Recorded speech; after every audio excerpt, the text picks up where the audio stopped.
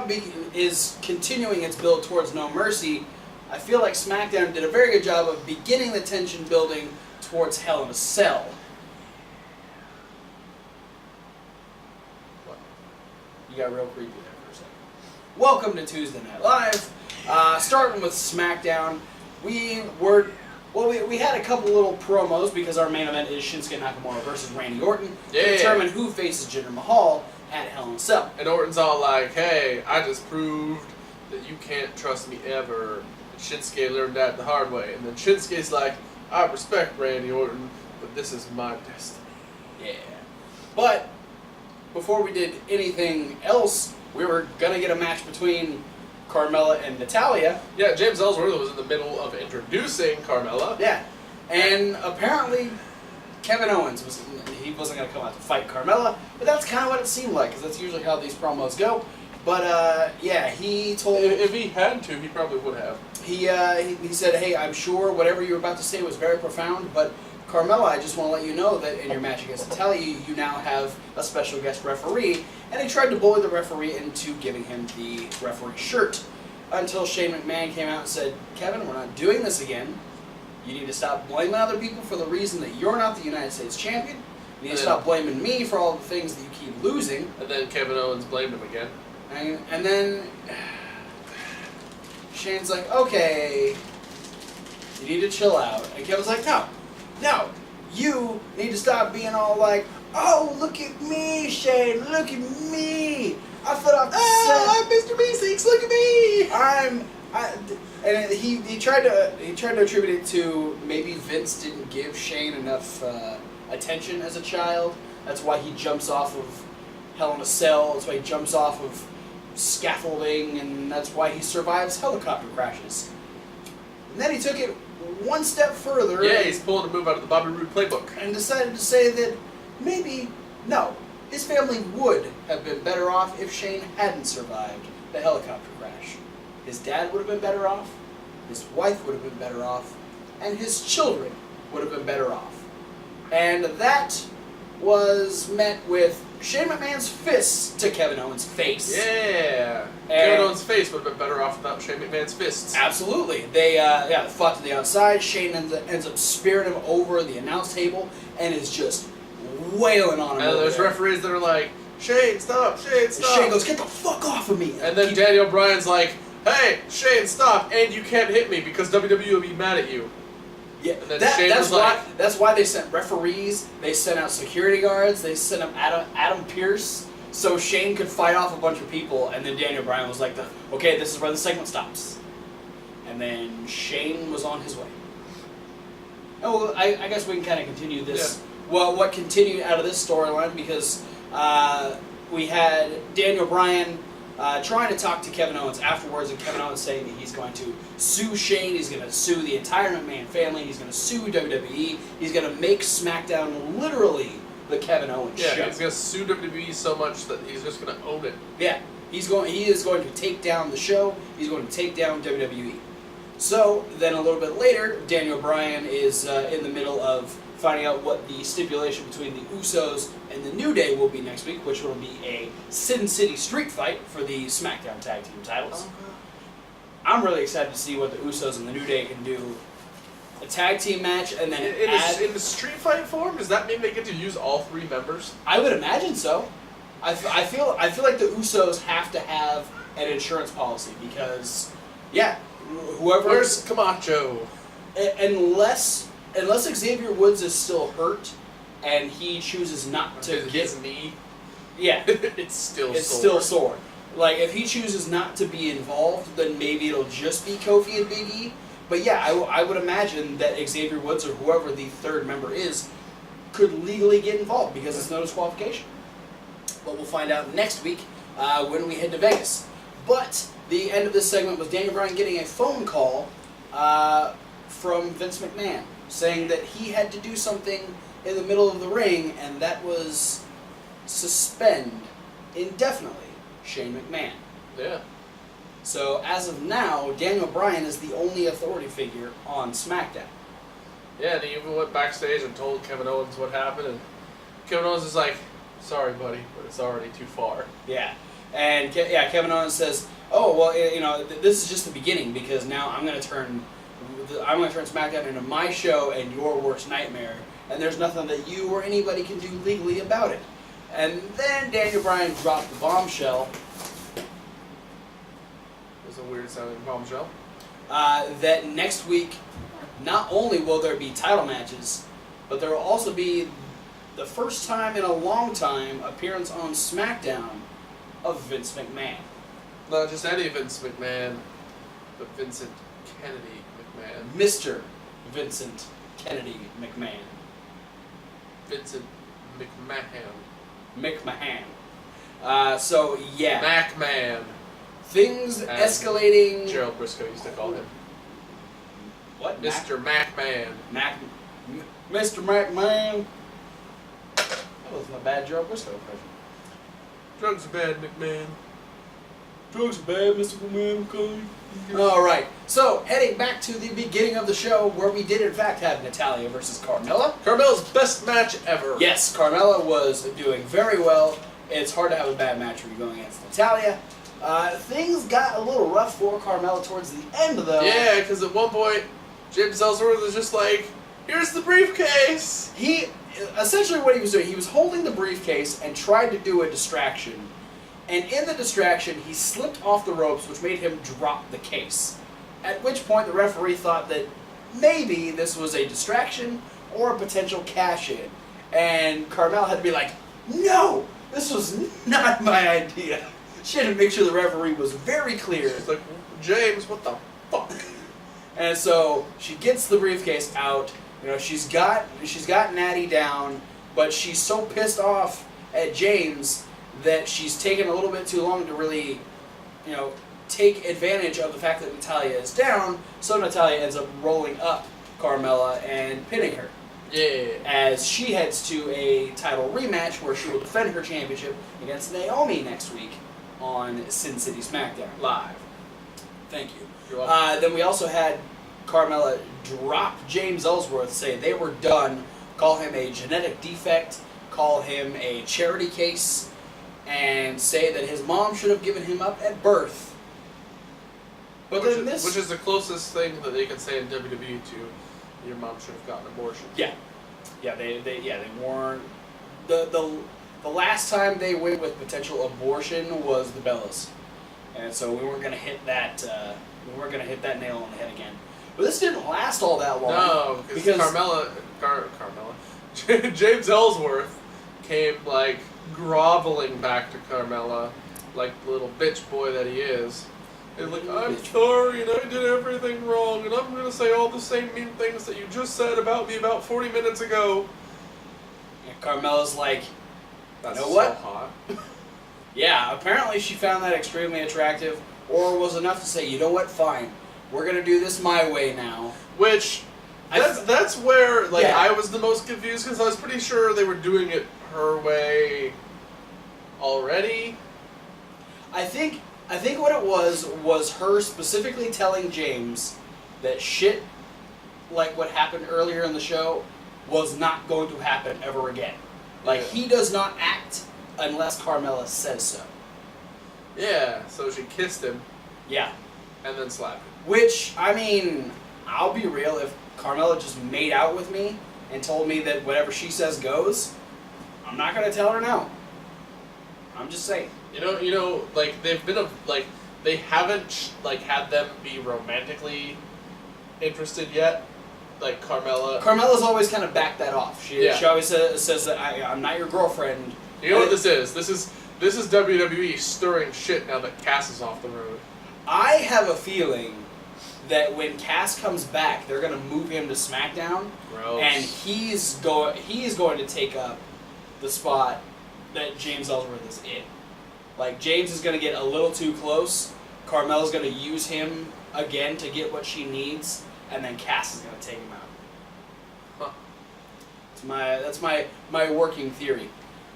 So yeah, I think they're going to keep him on Raw. Carmela's worth still a thing. Vince still wants to push him. Then we had the re-debut of the Macho Naomi, Dolph Ziggler. Could it just be the Mach Glow? The Mach Club. Oh, that's good. I was just putting all the... Yeah, Dolph Ziggler did his usual thing and said, no, you don't like that. You want gimmicks. So then he tried being John Cena with a t-shirt and a... a hat. Or yeah, a hat and a really shitty rally towel. Drawn-on towel. And that didn't work. So then he tried being pseudo Macho Man. Because we all love the nostalgia pop. Yep. And that didn't work. He sent the woman back with the robe he was wearing, and then decided.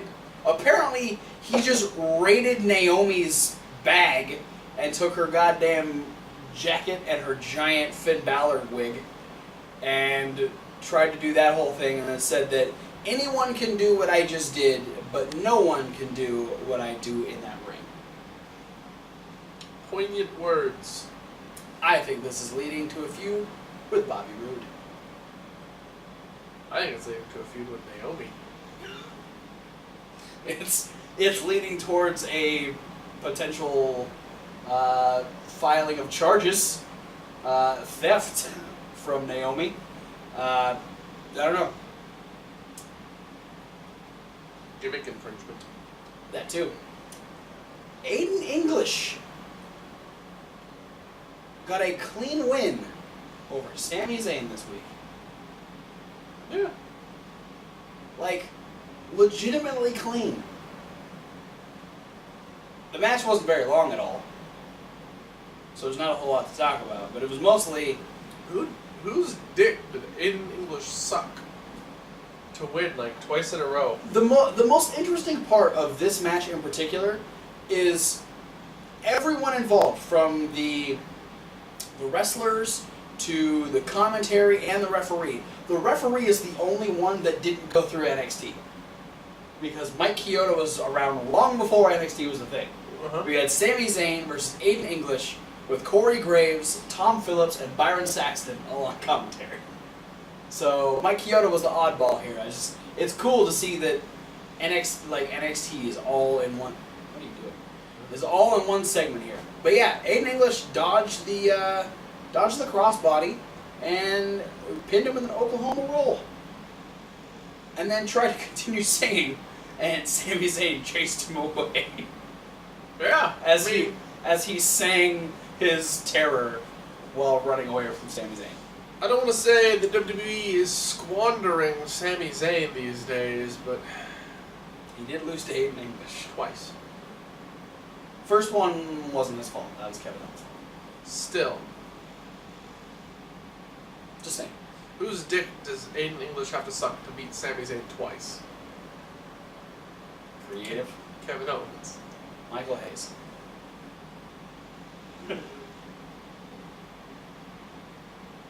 Gotta go down south on Bad Street. Yeah, don't free the bird. We had AJ Styles on commentary as we had a match between Baron Corbin and Ty Dillinger after what happened during the United States Open Challenge last week. And Ty Dillinger was like, I don't like Baron Corbin very much, so punch, punch, kick, chop. And other moves. That is exactly Ty Dillinger's game plan. Exactly. Every single time. Punch, punk. Punch, punch, Punch, kick. punk? He punched the punk, because he thinks Baron Corbin's a punk. He's just really Kick, tall chop. CM Punk. Kick, chop, other moves. Slap shot commercial. Didn't work. You're gonna though. love my nuts. Didn't work. Baron Corbin beat him at the end of days.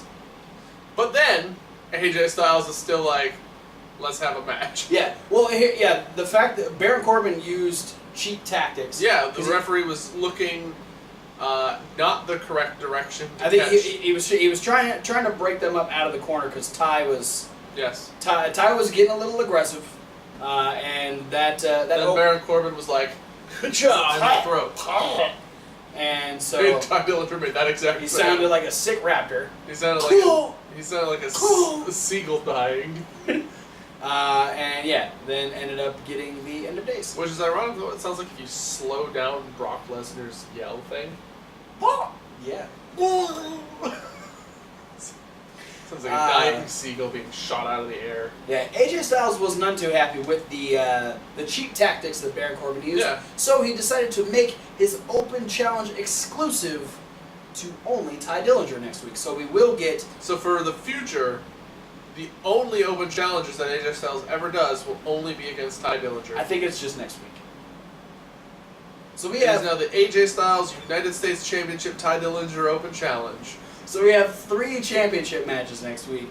We have Natalya defending against Naomi, we have the Usos defending against the New Day, and we have AJ Styles defending against Ty Dillinger. Yay! Go Stan! Go Stan. And our main event, Shinsuke Nakamura versus Randy Orton. Good match. Shinsuke's best match on the main roster.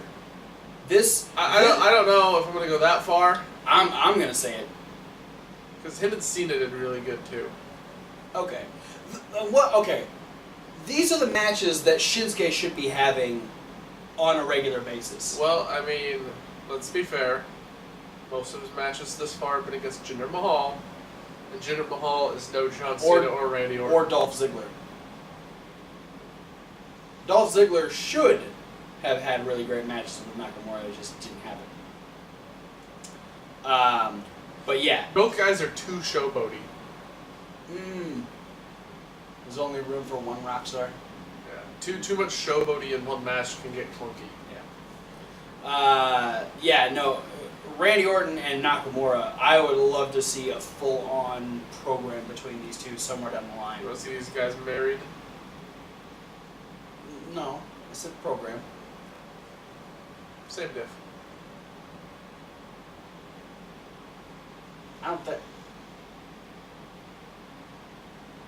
I don't think you understand the definition of the word married or program.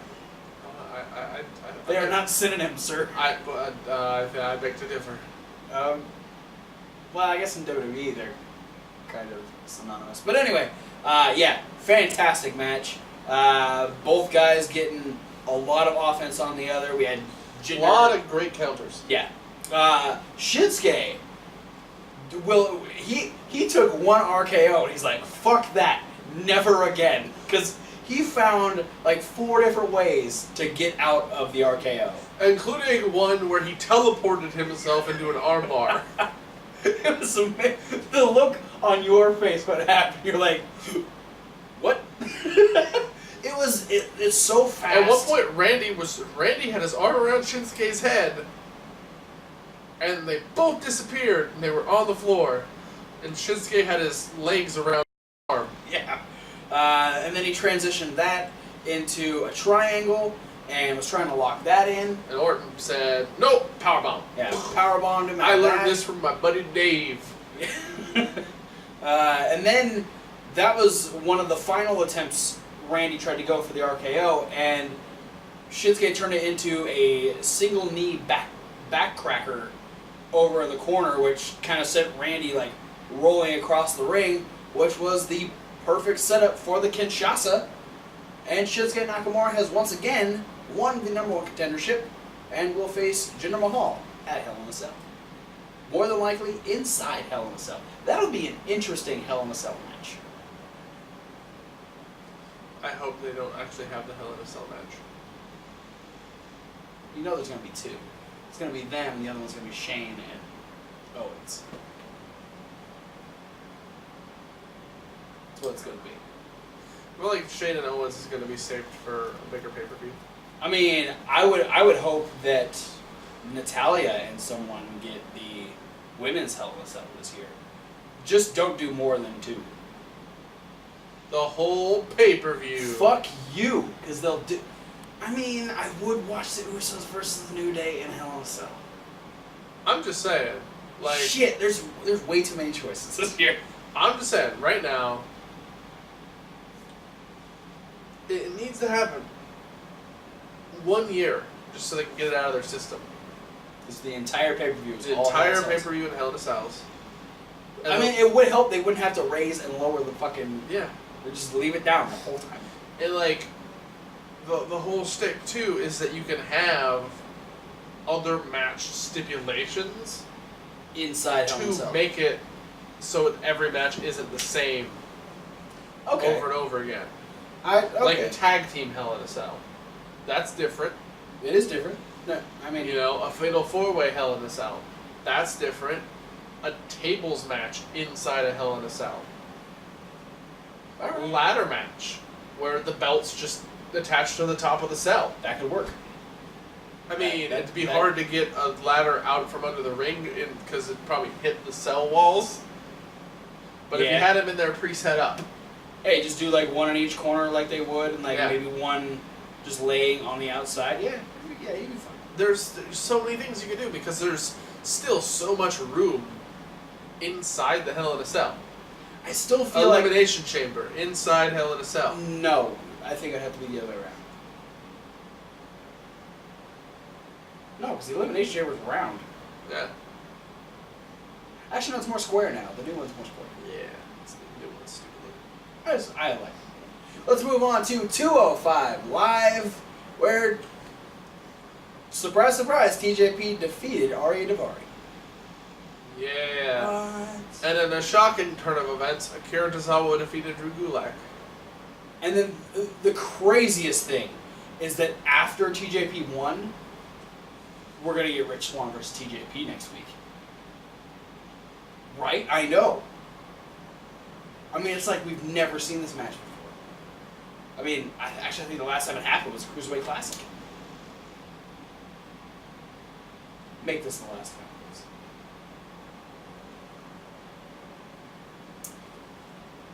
But most importantly, Kevin Hawk's favorite stipulation. The name, at least. Fatal 5-Way. To determine who would face Neville at No Mercy. I had to remember which pay-per-view was Raw for a second. Yeah. Grand Metalik, Cedric Alexander, Tony Nese! Brian Kendrick. and Enzo Amore. Who I'm just going to assume wasn't in the match. Because he wasn't really. No, I really appreciated the parts of the match that turned into a Brian Kendrick and Tony Nese versus Enzo handicap match. That, and the fact that Cedric Alexander fucking worked his ass off for this entire match. He eliminated everyone. Including himself. Handful of his own tights. He was really, That's impressive. and then he was really surprised when they gave the win to Enzo Amore. He's like, no, I eliminated everyone! I don't get why I lose. He literally eliminated every single person. On Raw this week, I want Kurt Angle to come out and be like, sorry, Enzo, but I'm giving the title match to Cedric Alexander because he eliminated 3 people. Yeah, no, And you cheated. yeah. Enzo, with a fucking roll-up and the tights. You piece of shit. This is where it's going to start to come back and bite him in the ass, though, because this is the first time he's done it to one of the guys he's been teaming with. Yeah, now he's gonna start losing friends Yeah. over the shit. It's one thing when you're screwing over Drew Gulak. It's Yeah. Like if you're doing things to piss off the other heels, you know, when the guys you're fucking with are Tony Nese, Drew Gulak, and OM Dar, the crowd can be like, ha ha ha, the heels are getting a taste of their own medicines. Yeah. And when you do it to Cedric Alexander, you're gonna get punched really hard. by Either Cedric Raw Alexander. or 205 Live next week. He's gonna do the same thing to Grand Metalik. Probably. And it'll be the last time he actually has someone who would be in his corner on 205 Live. There's gonna be a thing in like a month where everyone on the 205 Live roster just beats up Enzo. It almost started that way because all 4 guys just looked at Enzo like, let's get this motherfucker out of here. And then Enzo, like a little bitch, powdered out. And then Brian Kendrick was going to go after him, and Grand Metalik stopped him. Yep. Stupid. That might have been the fastest review we've ever done of 205 Live, though. Well, you know, they're not making it hard anymore. That's true. So, yeah. Enzo versus Neville. So far. For No Mercy. And what will probably be the most boring Neville match ever. I'm just going to be really pissed off if Enzo cheats and wins the Cruiserweight title. because with how dominant Neville has been, I'm not going to be that upset just because he's lost already. For me, it'd be a way bigger blow had the Tozawa thing never happened. but at least Tozawa like had to persevere through something. Yeah, Tozawa no, absolutely. had to fight for something. Yeah, and I'm not saying that I'm gonna like be okay with it.